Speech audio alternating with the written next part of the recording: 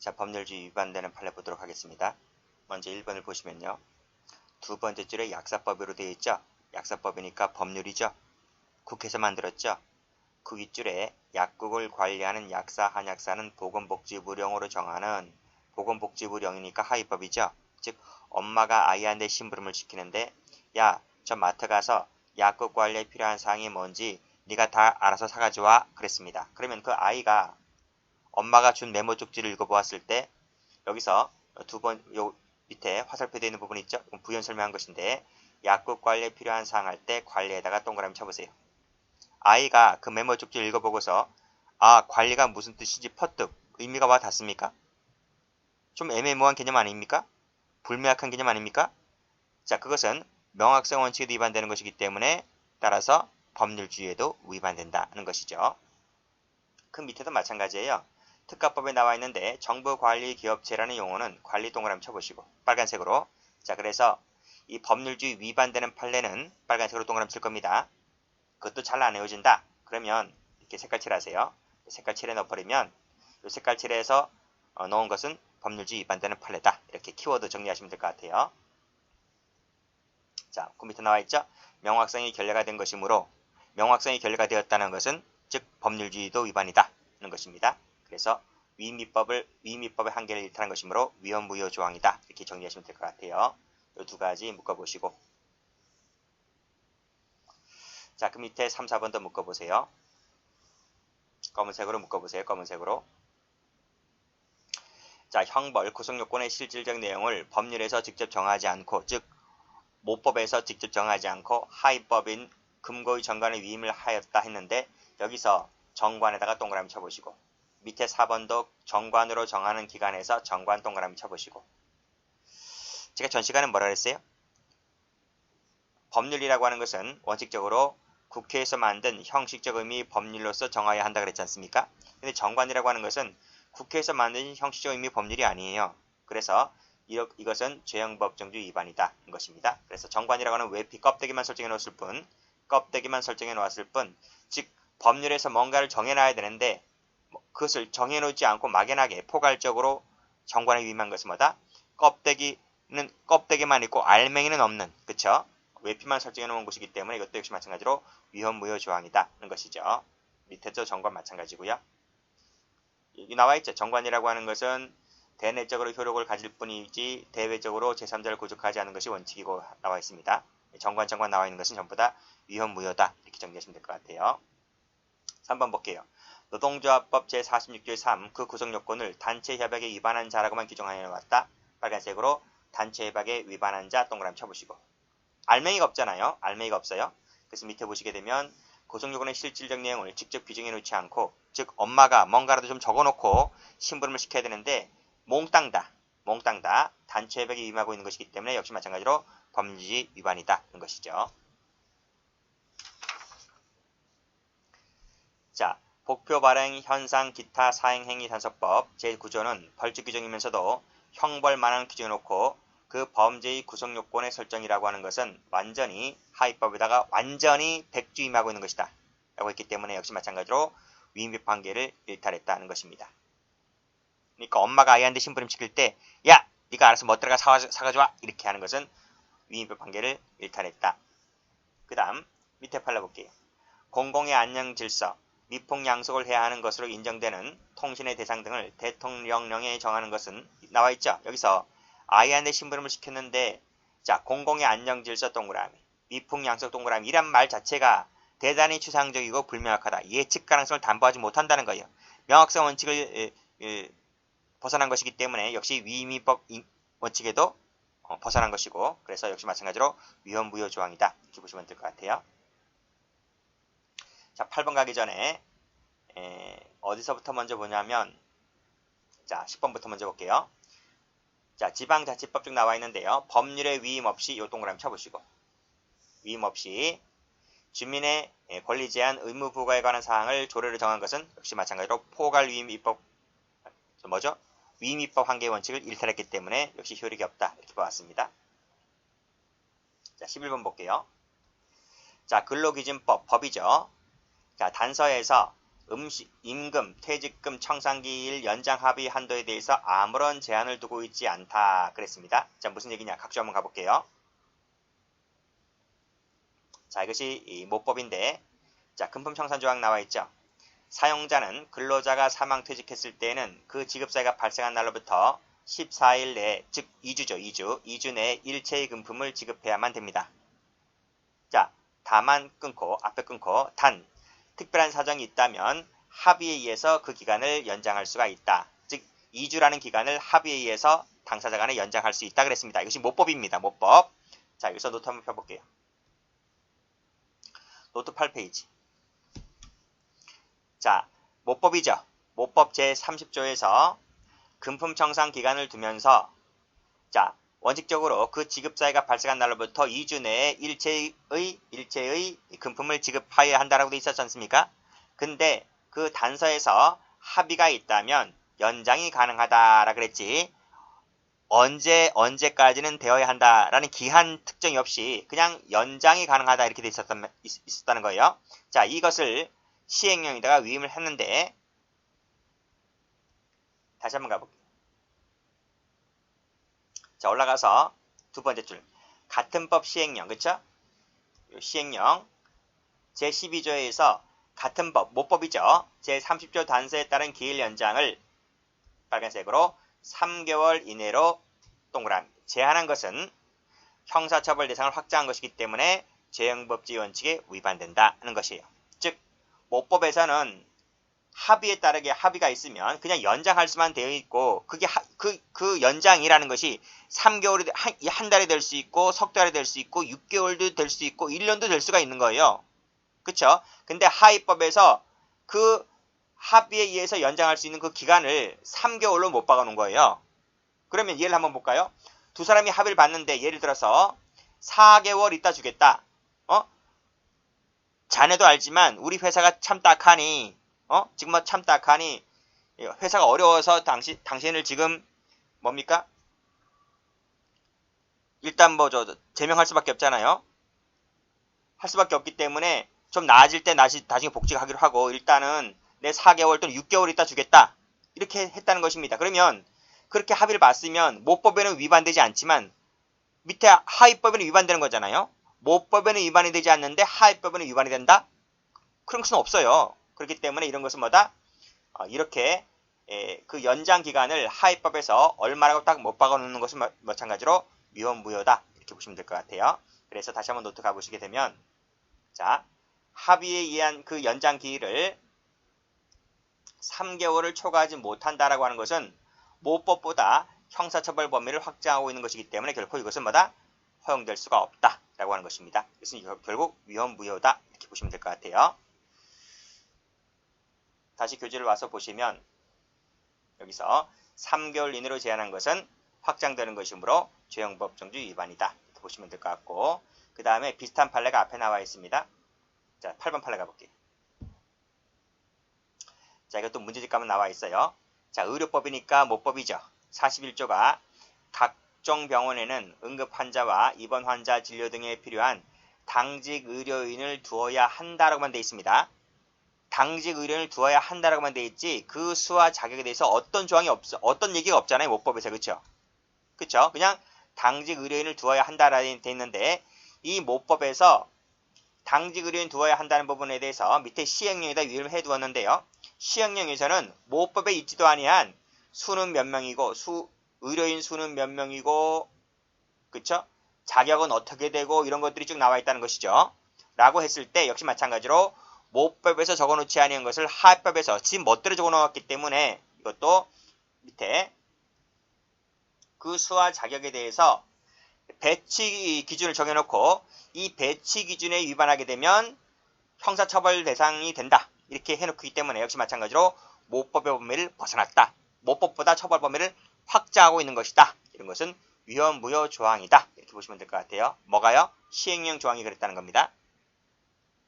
됐죠? 자, 그 다음에 밑에 거 하나 더 볼까요? 다음 페이지 가볼까요?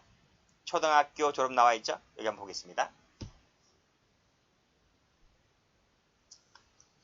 자, 도로교통법 시행령 제49조 제1항의 입법 취지는 나와 있는데 요 1항이 밑에 한번 읽어볼게요. 여기서는 이 시행령이 모법입니다. 모법. 그 다음에 밑에 사무처리 지침이 이제 하위법이 되는 거예요. 여기서는. 자, 먼저 시행령을 읽어보겠습니다. 자, 49조 제1항 단서. 45조 제1항 자4호 단서에 해당하는 신체 장애인 또는 그를 알지 못하는 사람으로서, 그쵸? 필기시험에 의하는 것이 곤란하다고 인정되는 사람은 구술로서 필기시험에 가름할 수 있다. 즉 구술로서 필기시험에 가름해서 운전면허증을 줄 수가 있다는 것입니다. 누구한테? 그를 알지 못하는 사람으로서 그랬다는 거예요. 자, 노트 펴볼게요. 자, 이게 시행령이죠. 시행령 모법이죠.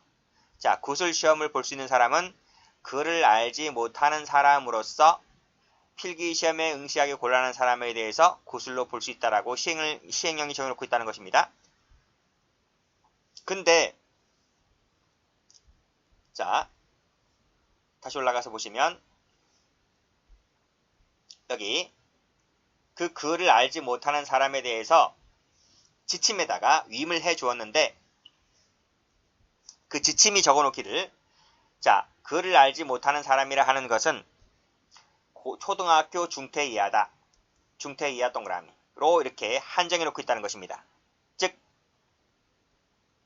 다시 노트 와보시면 그 시행령이 위임을 한 그 지침이 이 구술시험 응시 자격을 적어놓기를 자, 그를 알지 못하는 사람이라 하는 것은 초등학교 중퇴 이하만 된다는 거예요. 중퇴 이하만 이 그를 알지 못하는 사람이 된다. 라고 이렇게 범위를 제한하고 있는 거예요. 그러면 이런 경우도 있을 수가 있잖아요. 초등학교 졸업 이상인 사람으로서 어떤 사고가 발생해서 글을 읽지 못하는 경우가 있을 수도 있다는 거예요. 그러면 자, 지침에서는 중퇴 이하자로서 제한하고 있기 때문에 졸업 이상자는요, 중퇴 이하가 아니잖아요. 그렇죠? 졸업 이상으로서 글을 알지 못하는 사람은 구술 시험에 응시할 수가 없고 결국 이 사람은 뭐다? 운전면허증 취소할 수가 없는 거예요. 그렇기 때문에 위에서 보았듯이 모법보다 그 범위를 이 사무처리 지침이 제한 축소하고 있는 것이기 때문에 이 범위를 글을 알지 못하는 사람의 범위를 제한 축소하고 있는 것이기 때문에 결국 이것은 뭐다? 위헌무효 조항이다. 이렇게 위헌무효 조항이다. 이렇게 보시면 될 것 같아요. 다시 한번 보시면 지침에서 글을 알지 못하는 사람을 초등학교 중퇴 이하자라고 한정해 놓은 것은 밑에 검은색으로 졸업 이상자의 학력을 가진 사람의 구술시험 응시를 허용하고 있지 않는 것이므로 이것은 이 사람이 운전면허를 취득할 수 있는 기회를 합리적 근거 없이 제한하고 있는 것이므로 모법의 이임 범위를 벗어나서 이 조항은 뭐다? 위헌무효 조항이다. 라고 보는 것입니다. 자, 앞으로 한번 가볼게요. 자, 이제 9번 팔아볼게요. 자, 건축법이죠. 모법입니다. 여기서 건축물의 용도 변경 행위에 대해서 대통령령 하위법에다 위임해 놓고 있는데 여기서 건축물의 용도 변경 행위 동그라미 쳐보시고 이 부분에 대해서 하위법에다 위임해 놓고 있는데 이것을 백지임이라고 해요. 백지임. 그 내용을 적어놓지 않고 이 내용에 적어놓지 않고 그냥 백지임 하위법에다가 백지임하고 있는 것은 마찬가지로 그 위임 내용에 대해서 예측할 수 없을 정도로 백지임하고 있는 것이므로 역시 마찬가지로 이것도 위헌무효 조항이다. 이런 것입니다. 백지임한 것이 뭐뭐 있죠? 백지임한 것이 여기 5번도 백지임이죠. 단체협약에 위반한 자라고만 해놓고 그 알맹이는 적어놓지 않았기 때문에 이것도 껍데기만 적어놓은 거죠. 6번도 백지임이죠. 결국 8번도 백지임이나 마찬가지인 거예요. 당직 의뢰인을 두어야 한다라고만 돼 있지 수화 자격에 대해서 아무것도 적어놓지 않은 것을 하위법이 지멋대로 적어놓은 거잖아요. 그쵸? 그 다음에 10번도 백지임이고요. 이런 것들 전부 다 위헌무효다. 이렇게 정리하시면 될 것 같아요. 자, 그럼 다음 페이지 보시면 이것은 법률주의 위반이 아니기 때문에 합헌조항입니다. 합헌조항. 이것은 세모를 쳐볼까요? 자, 이 1번 판례 출제가 잘 되기 때문에요. 이거 별표 한번 쳐볼게요. 그 다음에 2번도 출제가 잘 돼요. 그 다음에 쭉 내려오시면 4번도 출제가 잘 돼요.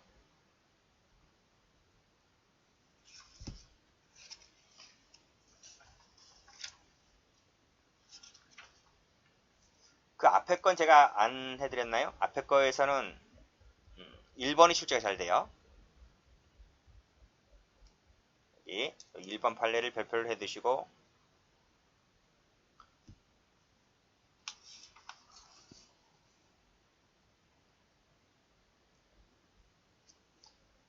그 다음에 7번도 출제가 잘 되고요. 여기 8번은 19년도 일반 경찰 시험에 나왔고요.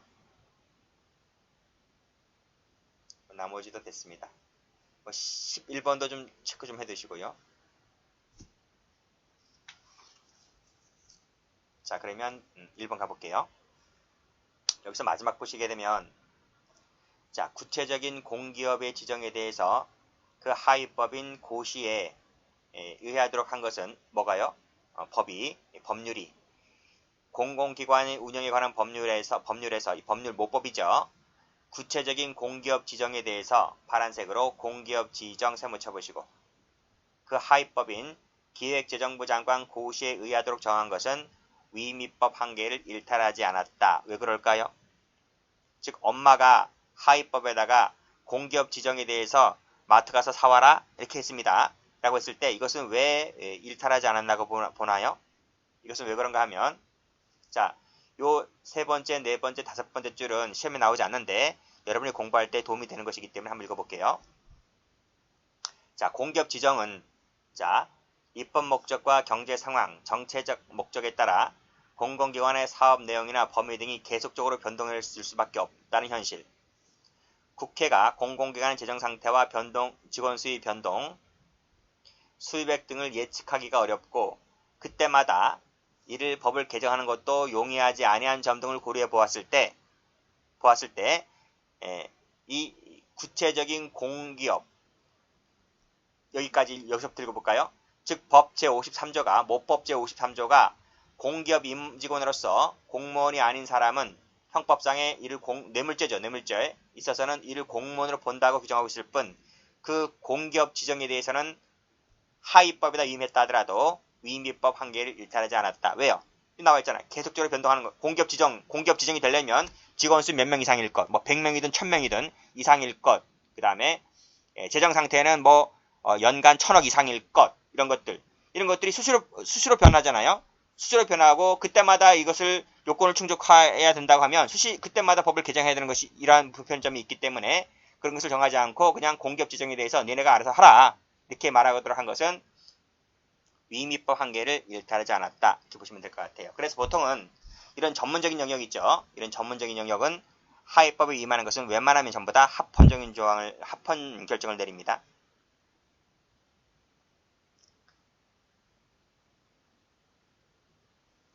(2번) 가볼까요? 2번 농협협동조합 중앙회를 정부가 관리하는 기업체 하나로 정한 것이 모법의 위임 범위를 벗어난 것이 되느냐의 문제인데 우리 그 앞에서 배웠던 1번 판례랑 비교하셔야 됩니다. 이건 어떤 거인가 하면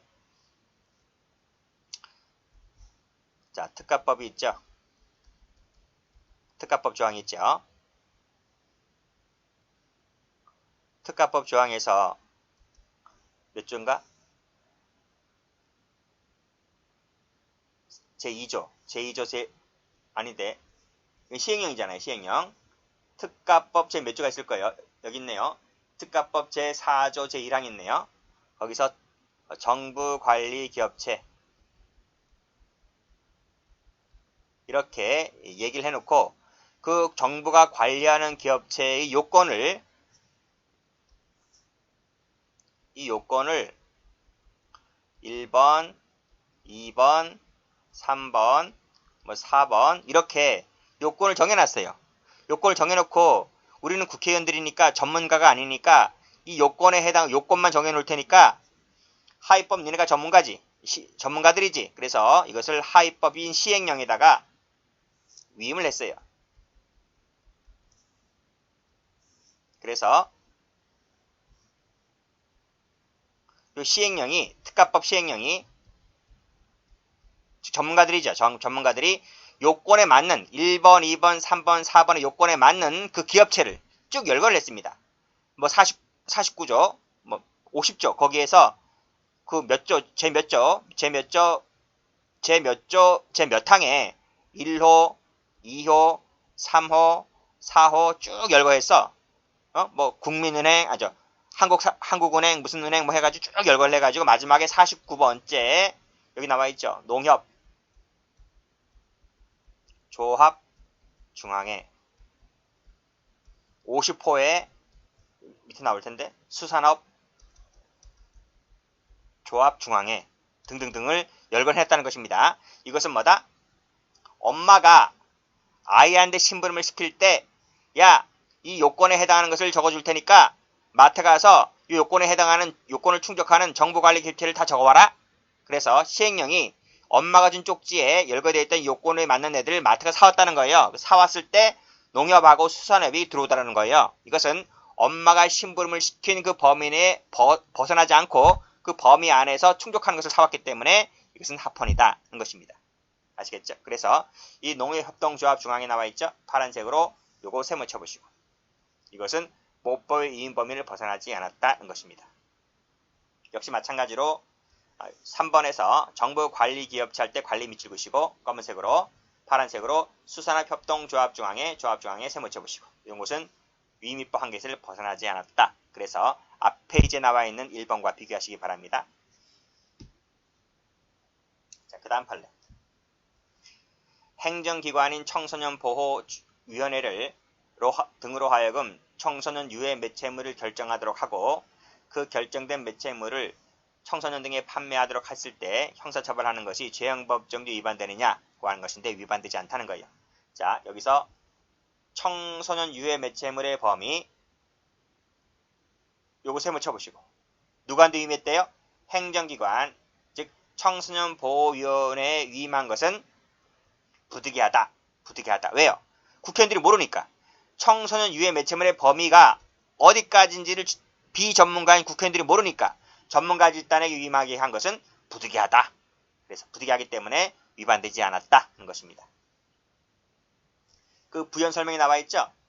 그 청소년 유해 매체물이라고 하는 것은 산업이 발전함에 따라서 유해 매체물의 범위도 확대되잖아요. 그쵸? 그때마다 그러면 그게 나타날 때마다 그때마다 국회의원들이 법을 뜯어 고치게 한다는 것은 거의 현실적으로 불가능할 부분이 많잖아요. 그렇기 때문에 그 부분을 국회에서 일일이 정하는 것이 아니라 청소년보호위원회에 정하도록 한 것은 불가피하다. 이렇게 보았습니다. 자, 5번 가볼게요. 파란색으로 회계 처리 기준 세모 쳐보시고 누구한테 위임했나요? 금융감독위원회에게 위임을 하였다는 것입니다. 이게 다 뭐예요? 이게 다 뭐예요? 이게 전문 영역이에요. 전문 영역은 국회의원들이 잘 몰라요. 그래서 전문가 집단에게 맡길 수밖에 없는 거죠. 이것도 전문 영역이었죠. 그렇죠? 이것도 전문 영역. 그 다음에 이것도 전문 영역이에요.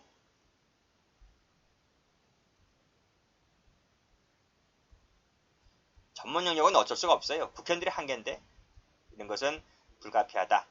전문가 집단에게 맡기자는 것입니다. 그 다음 자, 병역법이니까 국회죠. 국회에서 만든 법이죠. 국방부령에 해당하는 검사 규칙이 있는데 별표 2에 질병 심사 심신장애의 정도 및 평가 기준 총 140개가 있는데요. 그 중에서 문신 자해로 인한 반응 등의 규정은 할 때 파란색으로 문신 자해로 인한 문신 세모 쳐보시고 자해로 인한 반응 그러니까 칼로 몸에 긁잖아요. 이렇게 군대 가기 싫어서 문신 내는 애들 있잖아요. 지금은 어떤가 모르겠네요. 지금 문신 있는 친구들 군대 가나요? 제 당시 때는 문신 있는 친구들 군대 못 갔는데. 그러니까 군대 가기 싫어서 몸에 자해를 해서 손가락 절단, 발가락 절단하는 애들도 있었고요. 또는 문신을 해서 기피한 애들, 군대 가기 싫어요. 그렇게 하는 친구들이 있었습니다. 자, 그것이 그 표가 140개 조항이 나와 있는데 국회의원들이 이걸 잘 모르잖아요. 그러니까 전문가 집단에게 맡길 수밖에요. 그래서 이런 조항은 병역법의 위임 한계를 벗어나는 조항이 아닐 뿐더러, 그쵸? 그러니까 전문가 집단에게 맡기자는 거예요. 이런 것을 위임하는 것은 위임입법의 한계를 일탈하지 않았다. 이렇게 보시면 됩니다. 자, 그 다음 간판 등의 시설물 설치 금지하고 있는 공선법 조항인데요. 이것이 헌법상의 표현의 자유를 침해했는 것이냐, 죄형 법정주의 등을 위반했는 것이냐 라고 하는 것인데, 여기서 마지막으로 파란색으로 간판 규격 세모 쳐보시고, 이것을 중앙선거관리위원회 규칙에 정하도록 위임한 것도 역시 마찬가지로 위임입법 한계 원칙을 일탈하지 않았다는 것입니다. 왜요? 전문 영역이니까. 그것도 전문 영역이니까 그래요. 자, 올라가 보시면요. 이 간판의 규격이 가로 몇 cm, 세로 몇 cm. 그쵸? 이런 것을, 그게 해가 바뀔 때마다 이것이 자꾸 바뀌어요. 공수법장이 자꾸 바뀌는 거죠. 또는 국회의원들이 이걸 일일이 할 수 없으니까 전문가 집단에게 맡겨서 당신네들이 간판의 규격이 몇 cm, 플랜카드인가요? 그런 것들, 있죠? 길거리에 붙이는 거, 이런 것들. 그 다음에 또 포스터 붙이는 것들, 이런 것이 어떤 건 되고 어떤 건 되지 않는 것들인지, 이런 것은 우리가 보다는 전문가 집단은 너네가 하도록 하위법에다 맡기는 것은 위임입법 금지 원칙을 일탈하지 않았다. 이렇게 보시면 됩니다. 자, 그 다음 8번 볼게요. 8번도 마찬가지입니다. 과대 광고 등의 범위 세모 쳐보시고, 이것을 밑에 보건복지부령에 위임한 것도 불가피하다고 봤고요. 자, 풍속 영업의 규제에 관한 법률에서 풍속업자는 대통령령으로 정하는 풍속영업, 여기서 대통령령으로 정하는, 또 대통령령이 정하는 청소년 할 때 대통령령이 정하는, 이런 것들도 명확성 원칙에 위반되지 않는다고 봤어요. 그래서 포괄위임 검시 원칙에도 한계를 벗어나지는 않았다. 그러니까 이 풍속영업, 이 청소년, 그러니까 앞에 대통령령으로 정하는 이런 수식어가 붙었다 할지라도 이것이 대충 웬만한 사람이라면 다 이해가 가능한가 봐요. 그래서 명확성 원칙에도 위반되지 않았기 때문에 역시 법률주의에도 위반되지 않았다. 이렇게 보시면 되겠습니다. 이거 출제가 잘 되니까 이거 한번 체크 한번 해보시고요. 그 다음에 8번도 출제가 잘 돼요. 이거 체크하시고, 7번도 체크하시고.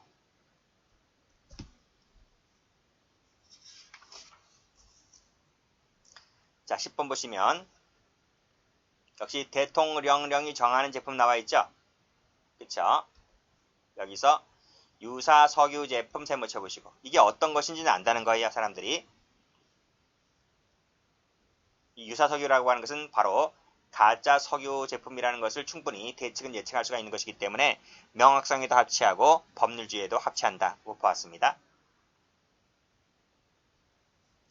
자, 11번 체크하시고, 자, 유해화학물질관리법이네요. 자, 환각물질을 구체적으로 명확하게 규정해 놓지 않고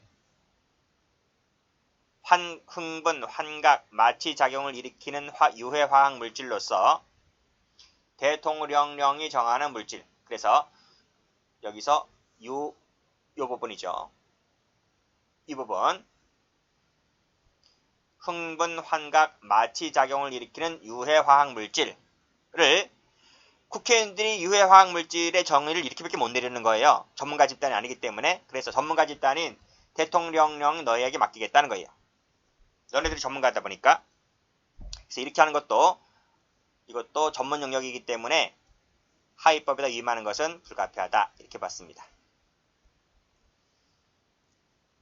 또 이 유해화학물질이라고 하는 것이 수시로 생겨나기 때문에 우리가 일일이 이것을 신속하게 대체를 하려면 우리보다는 너네가, 전문가 집단인 너네가 규정하는 것이 보다 맞겠다라고 싶어서 하위법 위임하는 것도 법률주의 원칙에 위반되지는 않았다. 이렇게 보는 거고요. 그 다음 이 유해화학 물질에 대해서 여기 섭취 또는 흡입 이거 세모 쳐보시고, 이 단어가 지나치게 불명확하다라고 볼 수도 없다. 이렇게 봤습니다. 그러니까 수치가 안 나와 있잖아요. 수치가. 그러니까 음주운전 같은 경우에는 혈중 알코올 농도가 0.03%, 뭐 0.05% 이 수치가 나와줘야 되잖아요. 그랬을 때 한해서만 음주운전이 되는 거잖아요. 그쵸? 근데 이 유해화학 물질 같은 경우에는 수치가 안 나와도 그냥 섭취, 흡입 이렇게만 나와도 이것은 뭐다? 조금이라도 섭취 흡입만 했다고 하면 바로 이 법률 위반죄가 되는 것이기 때문에 이렇게 수치가 안 나왔다 하더라도 그 개념이 추상적이거나 불명확하다 볼 수가 없다. 이렇게 봤습니다.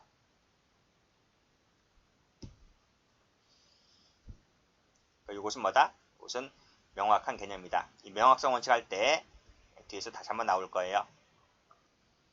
자, 그 다음. 자, 12번인데 이것도 체크 한번 해보시고.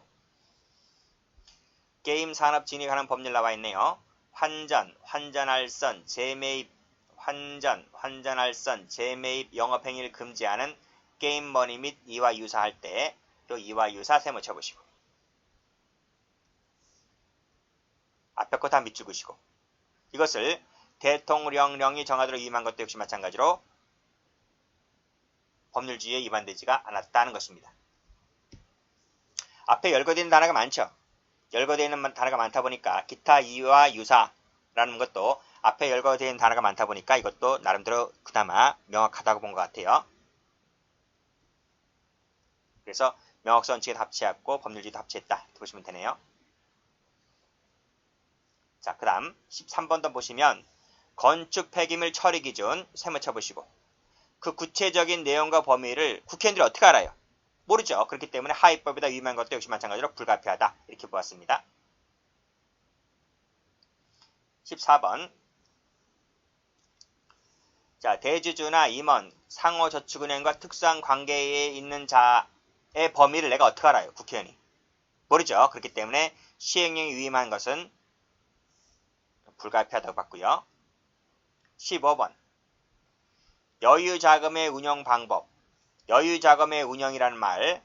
그래서 밑에 새말금고 여유자금 세모 쳐보시고 연합회장이 정하는 요거 세모 쳐보시고 이렇게 해서 구체적 방법을 정하지 않고 시행에 위임했다 하더라도 이 부분 자체가 전문적인 영역이다 보니까 그쵸?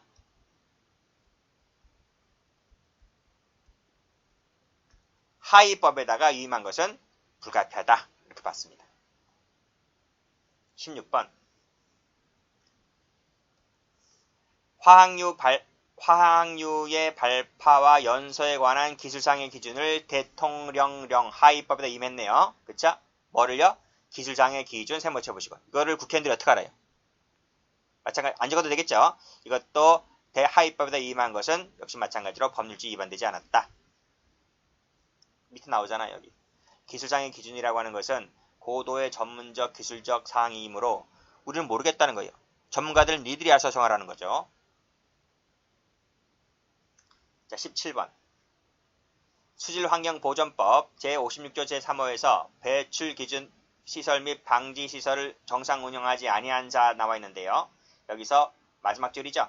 오염물질의 배출 허용기준 요거 세모 쳐보시고 법률에서 직접 규정하지 않고 총리령이라고 하는 하위법에 위임했다 하더라도 역시 재형법정지 위반이 아니다. 그 노트를 한번 가보시면요. 노트 8페이지를 다시 한번 가보실래요? 여기서 이 모법이 하위법에다 위임을 할 때 제가 뭐라 그랬나요? 여기 포괄적, 구체적 위임 범위 내에서 하라. 전면적 포괄적 위임은 안 된다고 했죠. 그 부분에 약간 예외가 있는데 그게 바로 뭐다? 전문 영역 같은 경우에는 어쩔 수가 없어요. 그때는 뭐 대충이나마 뭐 예측할 가능할 정도로 그렇죠? 이런 부분이 잘 안 먹히는 것 같아요. 전문 영역은 전문가에게 맡기는 것이 그나마 낫다. 이렇게 보시면 될 것 같아요. 다음 페이지. 자, 어구의 선적 사용과 제한 금지, 어구 제한 금지 나와 있죠. 어구 세모 쳐보시고. 국회의원들 어구 종류들 알아? 국회의원들 잘 모르잖아, 그렇죠? 그렇기 때문에 밑에 이것도 그 하위법인 대통령령에 정하도록 하고 하는 것도 위임입법 금지 원칙을 벗어나지 않았고 또 밑에 그 행위도 대충은 국민이 예측할 수 있도록 정하여져 있다고 볼 것이므로 여기서 예측 가능성이라고 하는 것은 우리 같은 일반 국민들 아니에요. 우리 같은 일반 국민들이 어구하고 뭔 상관이 있어요. 그 어업 종사자들 있죠. 그렇죠? 어업 종사자들. 그 여기서 말하는 국민이라고 하는 것은 그 어업 종사자를 말하는 것입니다. 그 어업 종사자들이 봤을 때 대충은 예측이 가능하다는 거 이렇게만 적어놔도. 그래서 이것도 뭐다? 법률주의 위반되지 않았고 명확성 원칙에도 위반되지 않았다. 이렇게 보시면 됩니다. 신상정보의 제공식이네요. 제공식이 세모 쳐보시고. 자, 결혼중개업의 관리에 관한 법률 시행령 제3조 2 제3항이 자, 결혼정보의 제공 시기를 정하도록 한 것이 위임입법 한계를 벗어난 것이 아니냐라고 하는 것인데요. 여기 보면요. 외국인하고 결혼하는 게 나와요. 국제결혼 나오죠. 국제결혼 나오는데 그 중개업자는 밑에 보면 상대방으로부터 혼인 경력, 건강상태, 직업 등의 신상 정보를 받아서 해당 국가 공증인의 인증을 받은 다음에 신상 정보를 서면으로 제공해야 한다라고 되어 있고 이러한 제공 시기 및 절차 입증 방법에 필요한 사항은 대통령령을 정한다고 했는데 이것을 언제 제공하나요? 이런 자료들을 자 국제결혼 중개업자에게 이용자와 만남하기 이전에 이렇게 만남 이전에 제공할 의무가 있다는 것이에요. 즉 우리나라 같은 경우도 남자 여자가 선을 보잖아요. 맞선을 보잖아요. 맞선을 볼 때 가운데에 중개업자가 있다고 하면 맞선 보기 전에 그 상대방의 프로필 사진 등을 만나기 이전에 제공해야 되잖아요. 그래서 만나기 사진을 보고 이건 내 타입이 아니다. 나 안 만날래. 이렇게 할 수 있는 거잖아요. 그러니까 만난 이후에 제공하는 것이 아니라 만나기 이전에 이것을 제공할 의무가 있다는 것입니다. 그래서 이 제공 시기는 밑에 만남 이전에 제공될 것임이 충분히 예측이 가능한 것이므로 이렇게 하위법에다 위임을 했다 하더라도 이것은 위임입법 한계를 벗어났다라고 볼 수가 없다. 이렇게 보시면 되네요. 최근 판례인데 아직까지 출제가 되지 않았고 그래서 별표가 되어 있는 거 위주로 보시면 될 것 같습니다. 공부하실 때 법률주의 위반되는 판례와 위반되지 않는 판례를 나눠서 색깔 표시도 달리하시면 돼요. 색깔 표시도. 그래서 우리 앞에서 되는 것은 빨간색으로 했잖아요. 그렇죠? 그럼 만약에 법률주의 위반이 아니라고 하는 것은 파란색 세모 쳤잖아요. 이걸 이렇게 색깔을 다른 색깔로 이렇게 하셔서 색깔 칠하셔서 그 색깔된 거 위주로 해서 이렇게 보시면 될 것 같아요. 그럼 문제 푸는 건 아무것도 아닙니다. 여기까지 하겠습니다.